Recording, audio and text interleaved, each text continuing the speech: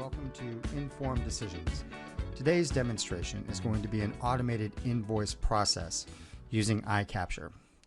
In today's demo, we're going to show you how to automatically extract 4 fields known as metadata from a variety of invoice types.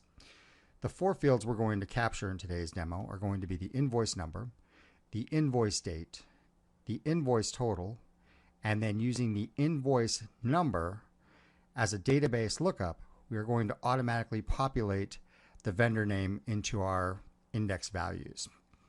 The second part of this is going to be showing you the index values as they're captured automatically. If they are not captured automatically, the user can use point-and-click technology to grab the information versus having to use keystrokes.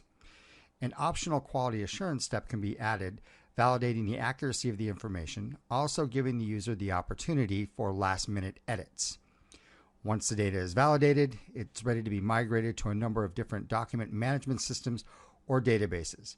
In today's demo, we are going to migrate to a folder structure.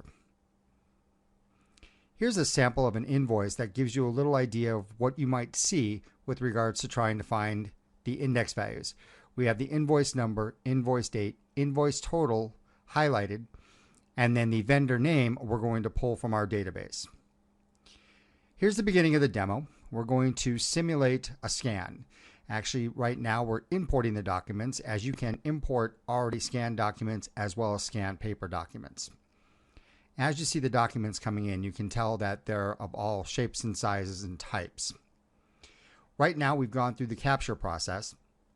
So what this does is that this prepares the documents for the first round of OCR, which is going to allow us to do the auto index processing.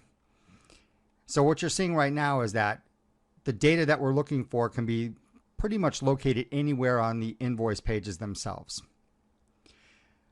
Now we're going to step into the OCR process that is going to allow us to do the auto indexing. This allows this to be a hands-off, user-free operation in the application.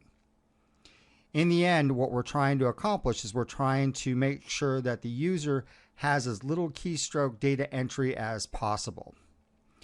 All right, so the batch right now is been OCR'd, and it's going to try to auto-populate our index values down here in the lower left-hand corner. What you'll see is this little yellow icon denotes that we were not able to find the invoice number on this first invoice. So as I take my mouse cursor over the invoice right now, you'll see the mouse cursor tells us exactly what we're looking for, invoice number.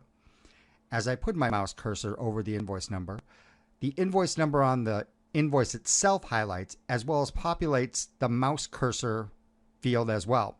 When I click on that value, you'll see that it'll populate down here in my index values. The process continues for every page that it finds everything until it finds another field that needs to be worked on. In this case, we actually have to manually type in the date because the OCR engine did not pull it in. This is the only field that the user would actually have to manually type in. The next field that you'll see we need is the invoice total, which is now going to be pulled in via the point-and-click indexing. Once all the documents have got all the required information populated, we're going to take this into a quality assurance mode. In the quality assurance mode, this gives the user one last chance to check the validity of all the information on the invoices. So in this mode, it looks very much like an Excel spreadsheet. The user can click from document to document just to double check the information.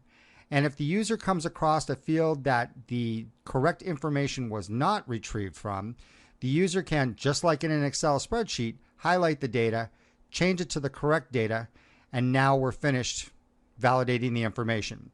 And now the information is ready to be sent to the next phase. The next phase is going to be the OCR process, where we create a text searchable PDF file. In addition to that, we are going to export the documents in the migration phase. And in there, we're going to dynamically create a folder structure using the vendor name, as well as create the file name using the invoice number. So right now we're OCRing the documents for searchability, and it'll create the PDF file as well. Once this is done, we begin the migration into our folder structure. In the folder structure, you're going to see that we've got a top level folder, the vendor name. Within the vendor name folder, we created a subfolder using the year based on the invoice date. In this case, we used the year 2009 from the invoice date. Once you open up this subfolder, you'll see that the PDF file is named after the invoice number itself. So it'll be invoice number.pdf. And if you double click on it, it's going to natively open up in PDF Reader. Now, to demonstrate the text searchability of the PDF file, I'm going to bring up a Find window.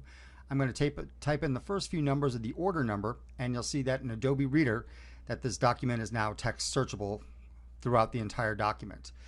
This is going to conclude our demo for today. Thank you for joining us at Informed Decisions.